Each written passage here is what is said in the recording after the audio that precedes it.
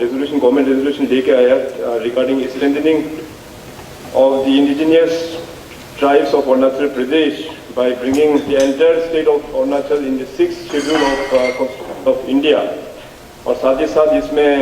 Article 371H का भी amendment होके जो 4 पॉइंट यहाँ लिखा गया है उसको इंसर्ट करना है। इसका विषय पर बहुत सारा मेंबर्स लोग ने पार्टिसिपेट किया। श्री वांगिंग लोवांगडोंग जी, श्री न्यातो दुकुम जी, श्री तिची कसो जी, श्री निनोंग इरिंग जी, जिके तपो जी, गेब्रियल डी वांगसू, श्री वांकी लोवांग जी, किंतो जिनी जी, मुचु मिट्टी जी, तपक तपू जी, फुसुम खिमुन जी और अभी थोड़ी देर पहले अपना DCM साहब श्री चौनामिन साहब का भी हम लोग ने रिमार्क सुना है। तो इसमें सबका चर्चा सुनते हुए हम लोग को थोड़ा बहुत हिस्ट्री में अगर जाए तो सभी हिस्ट्री को ही रेफर करके लेके आया कि हम लोगों का फ्रंटियर ट्रैक से लेके एजेंसी से लेके हमारा यूनियन टेरिटरी, उसके बाद 87 में जो स्टेट रूट हुआ तब से लेके अभी तक हम लोग ने क्या क्या चीज़ को हम लोग ने खो दिया है। तो अभी आज के इस सदन में जो हमारा इस 7th लेजिस्लेटिव असेंबली का जो 5th सेशन में सभी ने कहा है कि ये जो गवर्नमेंट का रेजोल्यूशन है, it is an historic resolution brought by the government. हम लोग हमेशा सदन में बहुत चीज रिफॉर्म्स का भी हम लोग चर्चा करके आए हैं, मगर आई थिंक जो सबसे बड़ा बिगेस्ट रिफॉर्म आज हम लोग बात कर रहे हैं कि we are trying to bring one constitutional reform. Constitutional में ही हम लोग एक रिफॉर्म लेकर आना चाहता है ताकि हमारे यहाँ जो ट्राइबल पॉपुलेशन है उसका पूरा फ्यूचर सेफगार्ड हो। बहुत मेंबर्स लोग ने अपना कस्टम्स के बारे में भी, ट्रेडिशंस के बारे में भी बातचीत किया, अपना लैंग्वेज का बारे में भी, आज का जो हालत है, जो यंग जनरेशन है उनका क्या हालत है उसके ऊपर भी हम लोग ने यहाँ पे चर्चा हुआ है। तो ये सब दृष्टि को देखते हुए मैंने अभी उससे पहले जो हमारा एक शॉर्ट ड्यूरेशन डिस्कशन था जिसमें आंध्र प्रदेश सिविल सर्विस कार्य का स्ट्रेंथनिंग किस प्रकार से करना है, तो वहाँ में भी मैंने एक जिक्र किया था कि Arunachal is such a big state और हमारे यहाँ पे बहुत सारा ट्राइब्स है, मगर देखा जाए तो हमारा जो भारतीय संविधान है, इंडियन कॉन्स्टिट्यूशन में अपना ट्राइबल राइट्स को प्रोटेक्ट करने के लिए कोई भी आर्टिकल या शेड्यूल वहाँ पे उपलब्ध नहीं है। हमारे पास आज हम लोगों को ट्राइबल है बोल के दिखाने के लिए एक SC सर्टिफिकेट है, वो अपना एक ID कार्ड जैसे है। इसके बाद हम सब सोचते हैं कि BEFR और चेंज एक्ट से हम लोग पूरा ट्राइबल है और अपना जितने भी जो यहाँ पे राइट्स है उसी के मुताबिक से यहाँ पे है, मगर टेक्निकली और practically if you go by the books, if you go by the constitution, हम लोगों का अपना कुछ स्पेशल राइट्स ट्राइबल होने का नहीं है। खास करके अपना कस्टमरी लॉ को हम लोग किस प्रकार से प्रिजर्व किया जाए, अपने यहाँ का हमारा जो लैंड है उसका ओनरशिप के ऊपर में भी कुछ खास मेंशन नहीं है। खास करके उसका अपना रिसोर्सेज, अरुणाचल में हम लोगों का बहुत रिसोर्सेज है, उसके ऊपर में हम लोगों का कुछ राइट्स इस तरह से प्रोटेक्टेड बिल्कुल यहाँ पे नहीं है। तो ये जो आज यहाँ पे चर्चा हुआ है बहुत अच्छा चर्चा हुआ है। और ये चर्चा कैसे उभर के आया, तो आप सबको हिस्ट्री पता है कि रिसेंट जो ईटानगर में जो लॉकडाउन था तो I was there in Tawang. जब मैं तवांग गया तो वहाँ में हमारा तवांग का जो मोनपा समाज के भी एक एपेक्ट होता है, मोनपा मिमांग सोपा, उन्होंने कहा है कि जब CM साहब आप यहाँ पे आया है तो अपना समाज का एक डिस्कशन हम लोग करना चाहिए। तो डिस्कशन करते करते, डेवलपमेंट का डिस्कशन करते करते, तो बाद में वहाँ पे हमको as capacity of chief minister वो लोग ने थमा दिया कि जो नॉन ऑटोनोमस डिमांड का जो मैटर है उसको आप थोड़ा सा दिल्ली में टेकअप करना चाहिए। तो मैंने कहा कि जरूर हम करेंगे, मगर ये मैटर जो है बाकी का प्रदेश को भी जानना बहुत जरूरी है। तो जैसे अभी यहाँ पे न्यूज में आने का बाद बहुत सारा चर्चा हुआ, डेमोक्रेसी में एज चीफ मिनिस्टर हम तो सब ट्राइब का बिलोंग करते हैं, ना मैं आज मोनपा हूँ ना मैं आज निशी हूँ, मैं सभी ट्राइब को बिलोंग करता हूँ और रिप्रेजेंट करता हूँ। तो डिमांड करने वाला उनका भी अपना एक जस्टिफिकेशन है और जो अपोज कर रहा है उनका भी अपना एक जस्टिफिकेशन है। तो इसलिए मैंने सोचा कि इन लार्जर इंटरेस्ट जो हमारा अपना जो इंडिजिनियस लोगों का, ट्राइबल लोगों का जो राइट्स है उसको किस प्रकार से प्रोटेक्शन किया जाए संविधान में, उसको लेके एक बड़ा प्लेटफॉर्म में चर्चा करना जरूरी है। इसीलिए इसलिए मैंने अपना डिप्टी सीएम साहब जो चौनामिन साहब बहुत ही सीनियर लीडर है, उनके अंतर्गत में 7 और मिनिस्टर्स का एक टीम बना के एक कंसल्टेटिव कमेटी के तौर पे हमने इस बात को हमने चलाया और हमने इनवाइट किया अपना अरुणाचल प्रदेश का जितने भी हमारा जो कम्युनिटी बेस्ड ऑर्गेनाइजेशंस है सबको हमने इनवाइट किया और मैंने लिखा कि उस चर्चा में आप लोग पूरा डिस्कशन करना है कि अपना ट्राइबल राइट्स के बारे में हम लोगों को क्या अमेंडमेंट लेके आना है, ट्रांसपेरेंट वे में आप लोग डिस्कशन वहाँ पे करना चाहिए। और साथ साथ उस हाउस को गाइड करने के लिए एक पैनल ऑफ एडवोकेट्स का भी एक 5 मेंबर एडवोकेट्स का भी हम लोग ने वहाँ पे बैठाया था। और ये चर्चा जो है 19 अगस्त में हुआ था और पूरे लाइव टेलीकास्ट हुआ, कोई सोशल मीडिया के जरिए से पूरा लाइव टेलीकास्ट हुआ। वहाँ पे हर एक सीबीओस लोगों का व्यूज क्या है, कौन सीबीओस ने क्या बात कहा है और बहुत सारा सीबीओस ने रिटन स्टेटमेंट भी दिया है। तो वो मीटिंग खत्म होने के बाद में रिपोर्ट को कंपाइल करके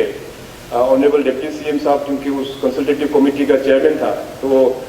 24 में मैंने कैबिनेट रखा था ताकि उस कंसल्टेटिव कमेटी का जो रिपोर्ट है हम लोग कैबिनेट में एक बार देखेंगे। तो ये कंसल्टेटिव कमेटी में यहाँ पे बहुत अच्छा से कंपाइल करके बनाया है। इसमें हर एक टाइप का जो लोग आए थे, जो अटेंडेंस भी यहाँ पे है, उन्होंने क्या बोला है वो भी यहाँ पे लिखित रूप में है और वर्बली जिन्होंने भी पार्टिसिपेट किया वो भी एज एन आर्काइव और रिकॉर्डेड भी करके रखा हुआ है। और बहुत सारा सीबीओस लोग ने अपना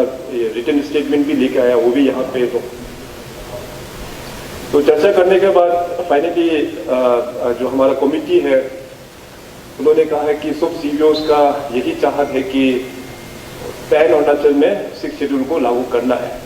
और आर्टिकल 371H को और भी स्ट्रेंथनिंग करते हुए जो ये 4 पॉइंट यहाँ पे जो मेंशन है उसको डालना चाहिए। तो मेरा भी वही एक ख्वाहिश था कि ऐसे अरुणाचली ऐसे ट्राइबल यहाँ के ट्राइबल होने के नाते कि जो 6 शेड्यूल में जो प्राविधान है बहुत अच्छा प्राविधान है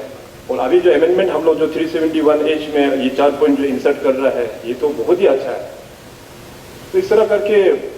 ऑटोनोमस का जो मैटर है नॉन ऑटोनोमस और पटकाई वाला 2003 से लेके अभी अराउंड 17 ईयर्स ऑलमोस्ट 2 डेकेड्स हो रहा है और उस वक्त में जो 2004 में ये सदन से जो पास हुआ तो यहाँ पे बहुत सारा मेंबर यहाँ मौजूद है, जैसे अपना DCM साहब मौजूद था, वंकी साहब मौजूद था, अपना दुकुम साहब यहाँ पे मौजूद था, शायद टुकी साहब भी शायद मौजूद था होगा। इस तरह से वो लोग काफी लोग मौजूद है यहाँ पे। तो कैसे चर्चा हुआ उस वक्त में, कौन क्या पार्टिसिपेट किया, सारा हिस्ट्री डॉक्यूमेंटेड है और रिकॉर्ड्स भी सबके पास में होगा यहाँ असेंबली में। तो ऑटोनोमस इशू को लेके ये दो इशू को लेके अभी 17 साल हो गया, लेकिन आज भी मैं आप लोगों को ये चीज बताना चाहेगा। चलो भले ही आज ये रेजोल्यूशन बहुत ही अच्छा है हम लोगों का, पूरा जिसे हम लोगों का सीबीओस लोगों का एक विश था कि पूरा अरुणाचल को ही 6 शेड्यूल में डालना है और 371H को भी अमेंडमेंट करके लेके आना है। मगर इसके लिए हम लोग यहाँ से रेजोल्यूशन पास होने के बाद गवर्नमेंट ऑफ इंडिया में हम लोग जाके अच्छा तरह से वहाँ एक्सप्लेनेशन करके फॉलो बहुत अच्छा से करना होगा। क्योंकि एग्जाम्पल के तौर पे 2 ऑटोनोमस जो डिमांड था 6 शेड्यूल में डालने का वे बैक इन 2004 अभी तक भी कुछ ज्यादा आगे वहां पे बढ़ नहीं पाया। तो इसलिए हम लोगों को भी काफी मेहनत करना होगा। ये नहीं है कि आज यहाँ में पास हो गया और इससे थोड़ा देर पहले कसो साहब जो बताया था, पर ट्राइबल लोगों का यही एक नेचर होता है कि पास हो गया तो वहां जाके फिर वहां से सीधा लेके आ गया, तो लोग तो वही सोचेगा। तो इसमें जर्नी इज वेरी टफ, तो मुश्किल है जर्नी, मगर अगर आपका इरादा बुलंद हो तो